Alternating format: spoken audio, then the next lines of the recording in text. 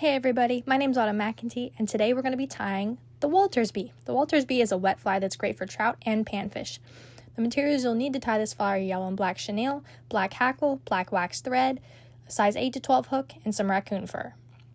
This is a relatively easy fly to tie, and today I'm tying it on a size 12 hook just for viewing purposes so you guys can actually see what I'm doing.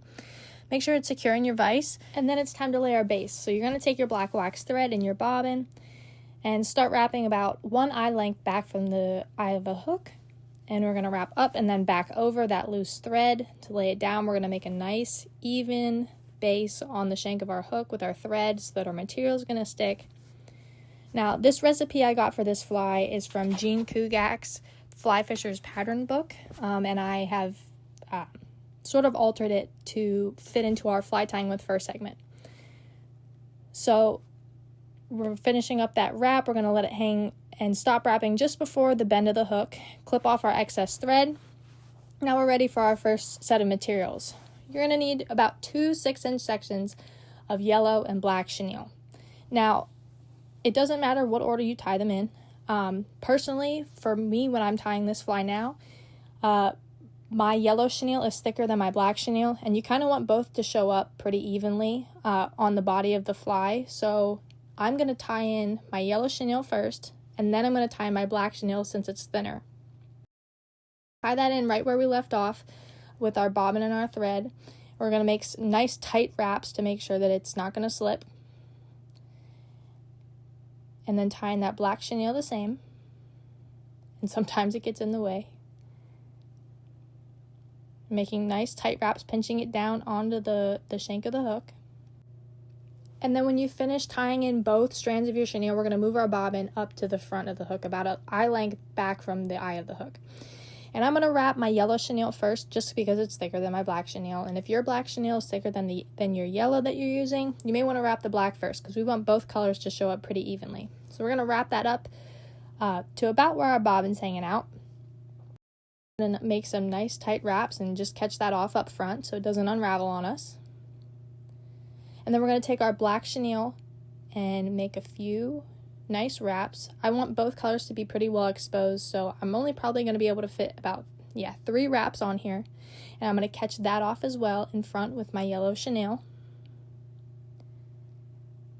And once they're both caught off, you can take your scissors and just snip them away, and be careful not to snip your thread. And then you're probably going to want to blow away the excess on there because it'll leave a bunch of little fuzzies. And you can also tie down the rest of it to give your bee's body some extra volume. So as soon as all those fuzzies are out of the way, now it's time to put in our wing. For our wing, we're going to be using raccoon fur. Now, the recipe calls for groundhog fur, but we're going to use what we have, and raccoon fur works just as well. Raccoon fur, like groundhog fur, does have the nice underfur that they want for this wet fly. You want it to be a slower sinking wet fly, so you're going to want to leave the underfur in. You don't want to pull it all out. We're going to take a nice section, and I'm sorry it's a little bit out of focus, and clip it off.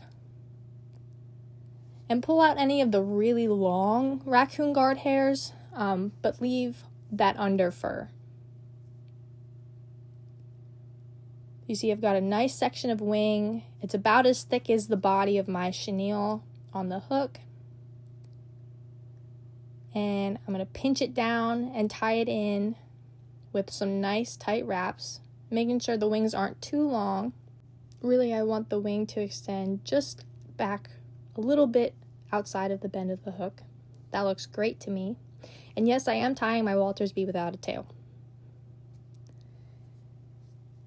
And then after that's tied down and secure, you can clip off any of the excess ends of the fur, and there you have your Walter's Bee wing. So the next step is going to be our hackle, which is going to represent the legs of the bee. And when you're picking out a hackle feather, you can measure it by taking it and testing by wrapping it around the hook to make sure it's not either too big or too small. But once you get the hang of it, you should be able to eyeball pretty well if the saddle hackle feather that you're choosing is going to be the right size. So you're going to want to strip off all of the those fluffy feathers at the bottom, and that's going to leave you with a really nice place to tie in your saddle hackle feather. So you're going to want to tie this in on the side of your fly and see how I'm measuring, just to make sure it's going to be the correct size, just to make sure before I tie it in. You're going to want to pinch it down and make some really nice tight wraps. And we're not really ganging up on the eye of the hook. We're trying to stay at least an eye length back, and then we're going to take and wrap our saddle hackle around the hook. I probably can get about 3 wraps on here, maybe 4. It all depends on how thick you'd like it to look. And then I'm going to pull my saddle hackle, the tip to the side. You can use hackle pliers for this as well, and make some nice tight wraps to secure it in place so it doesn't unravel on me. And then you can clip off that excess tip.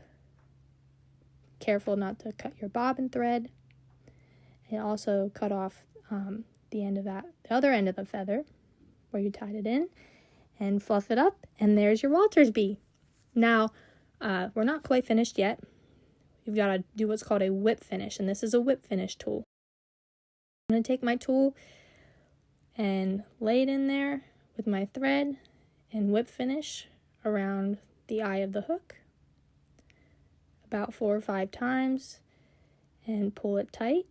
And now my fly is finished, and I can trim off my thread, and then with a blob of head cement on there, it looks like we're all done. It's alright also to clean up any of the feathers or pokies that are poking straight out, or may have gotten too close to the eye of the hook. But there you have it, your Walter's bee.